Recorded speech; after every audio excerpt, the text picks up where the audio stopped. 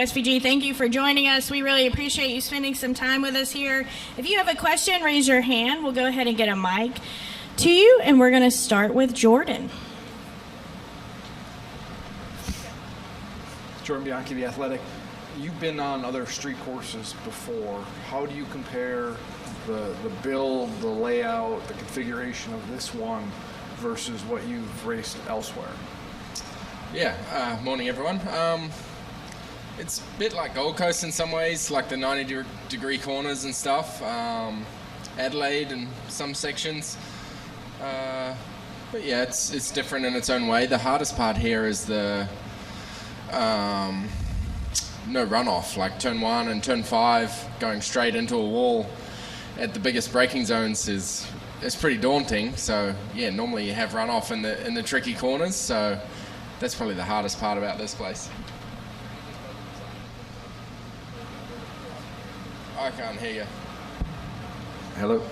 Is there anything about the design other than the braking spots that jump out to you like you like or don't like or that kind of thing? It's just a track, yeah. I don't know, it's very challenging. It's difficult, but nothing out of the ordinary, I guess. Yeah. All right, we'll go to Bob. Bob Pockris, Fox Sports. Since you have a win, is there anything you have asked your team to maybe experiment with here just to see if it works on a Cup car and if you like it on a road course? We did that at Mexico, and we'll continue to make it better here. So yeah, it's been good to try a few things, and it's difficult here because it's a closed sort of practice. What you turn up with is what you're stuck with, so it wasn't a risk at Mexico. We could change it if it wasn't very good, but yeah, we just keep trying to make the car better, and there's some feelings I've struggled with in the car the last couple of years, and it's nice to try some things. But yeah, we can obviously, we're in a nice position now having won a race, so and it may change our strategy if we can, if we're in a position to get a playoff point, we'll probably try and get that, but that'll put us deep in the field for the next stage. So yeah, there's a bit of a toss up there what we're going to do, but yeah, it's a nice position to be in, and yeah, you're right, we can try some stuff now. All right, go ahead with Alex Kennedy, NASCAR.com. Shane, when you come back to Chicago, do you feel any special connection to this city when you got your first win?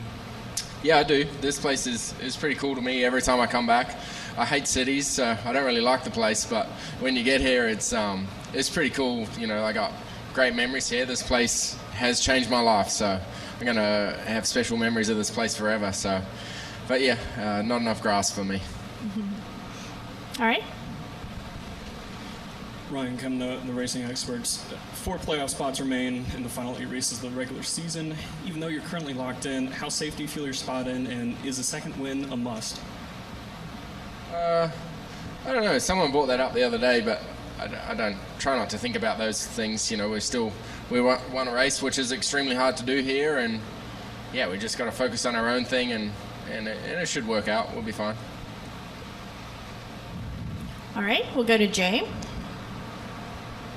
I know the win obviously puts you in a great position for the playoffs, but is there something to be said for building some momentum for you and your team in this stretch here? Obviously Chicago, that you've had a lot of success at, and then going to Sonoma, another road course, kind of building toward the playoffs?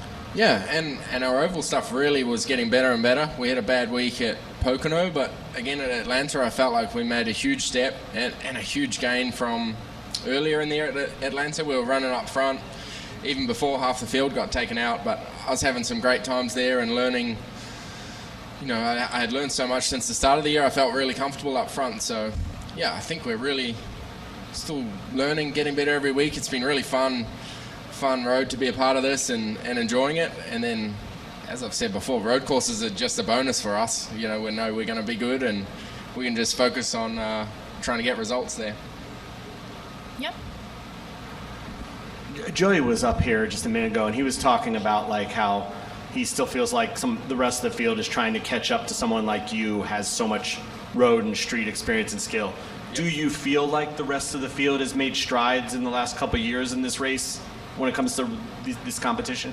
Yeah, I can just flip what he says, and that's what I feel on ovals. That's what I've sort of, that's the reasons why I'm doing like summer shootout and stuff, just trying to get experience on ovals. These guys have been doing left-handers since they were 10 years old, you know. So it's just they're two completely different sports. And although there has been road racing in NASCAR forever, it's not that much. So yeah, just the experience levels are different in what we do. And I feel like yes, they are. They've definitely gotten a lot better since the first one on this track for sure. Okay, we'll take one final question. Brian Mapes with Xfinity Racing. The odds basically have you head-to-head with Connor Zilisch for the win on Saturday's Xfinity Series race. How do you feel that battle will go with him, with your fellow Red Bull driving racer?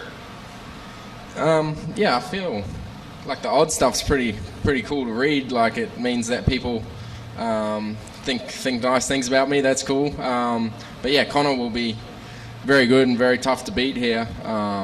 Yeah, he's been amazing in those cars. I haven't driven an Xfinity car all year and first time in a JRM car. So yeah, I'm looking forward to that. Looking forward to driving it tomorrow, seeing what it's like. And that Xfinity race last year was one of my favorite races. I had a lot of fun in that, and those cars race really well. So they're pretty awkward and clumsy, but really fun to race.